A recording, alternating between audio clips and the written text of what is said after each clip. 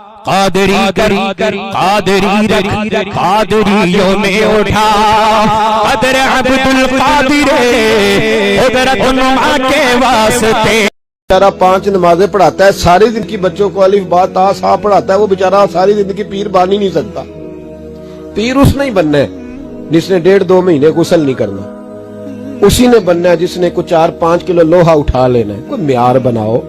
شیخ الحدیث ایسے ہیں جن کو میں جانتا ہوں, بیچاروں کی بیٹیوں کی شادیاں نہیں ہو سکی, پیسے کوئی نہیں, اور تم نے گوئی اور نعت خواں امیر کر دیے, جو جا کے گوئیوں کے پاس سور سیدھی کر کے تپلا سرنگی پہ وہ تم نے امیر کر دیے, کروڑ پتی کر دیے.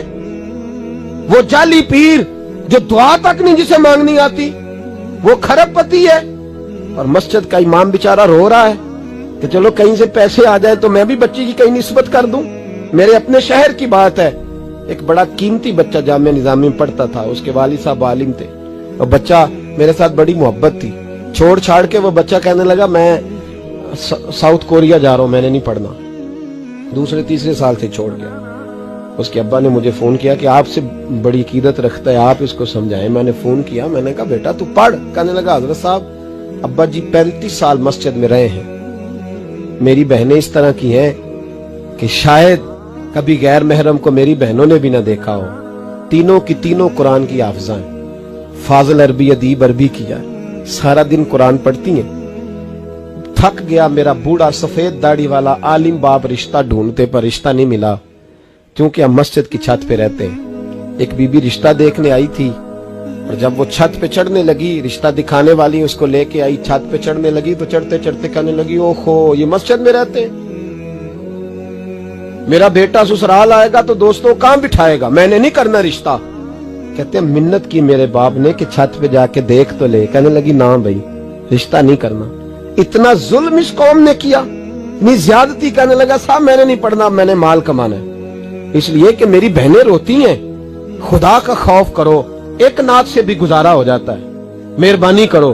اور نعت کے لیے سور کی ضرورت نہیں ہوتی, عشق کی ضرورت ہوتی ہے. بس کر دو, بڑا ہو گیا. مدارس کے بچوں کو وہ روٹی کھانے کو ملتی ہے جو میں اور آپ کھائیں تو بیمار ہو جائیں, جو مدارس کے بچوں کو روٹی کھانے کو ملتی ہے. اور ان کو جس طرح ان کا استحصال کیا جاتا ہے, لائنوں میں لگا کے انہیں خیرات کی طرح کھانا دیا جاتا ہے, اور جو ان بیچاروں کا اشر ہوتا ہے 100 روپیہ ختم کے بعد جب چودھری صاحب دیتے ہیں تو 200 وہ باتیں بھی سناتے. یہ ظلم کر رہے ہو.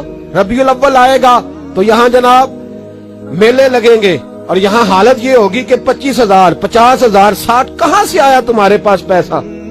یہاں لٹانے کے لیے پیسے ہیں. اور مسجد کا امام منت کرے 6 سال کے بعد بھی کہ 2,000 بڑھا دو, تو کہتے قاری صاحب اتنے پیسے نہیں جمع ہوتے. یہ پیسہ کہاں سے آتا ہے؟ خدا کا واسطہ, یہ بھی میرے اعلیٰ حضرت کا پیغام ہے, اس کو بھی سنو. اعلیٰ حضرت سے جب کہا گیا نا ہمارے تو اللہ خیر کرے نعت خاں اور میں وہ کوئی پیسے پھینکنے آتے ہیں محفل میں تو منع کرتا ہوں. کیوں؟ اس لیے کہ جب دتھیوں والے پیسے لے کے آتے ہیں نا مسجدوں میں اور محفلوں میں, تو فرنٹ سیٹیں پھر دتھیوں والوں کے ہاتھوں میں ہوتی ہیں. غریب محفل میلاد میں بھی چھپ کے بیٹھتا ہے پیچھے, اور نعت خاں بھی یاد کر لیتا ہے کہ زیادہ نوٹ کس نے پکڑے ہوئے, زیادہ نوٹ کس کے ہاتھ میں. وہ پھر کہتا ہے حاجی صاحب اے شیر تہاڈی نظر جے. میں کیا بدبختہ, نبی پاک دے نام دا شیر بھی بندے دی نظر ہو سکتا ہے, جس میں حضور کی تعریف ہو رہی ہو, بندے کی نظر کس طرح ہوگی؟ شرم کرو, ڈرو اللہ تعالیٰ. صرف دولت کی خاطر یہ بھی فکر رضا ہے, کرو مدح اہل دول رضا. میں کروں مدح اہل دول رضا, پڑے اس بلا میں میری بلا, میں گدا ہوں اپنے کریم.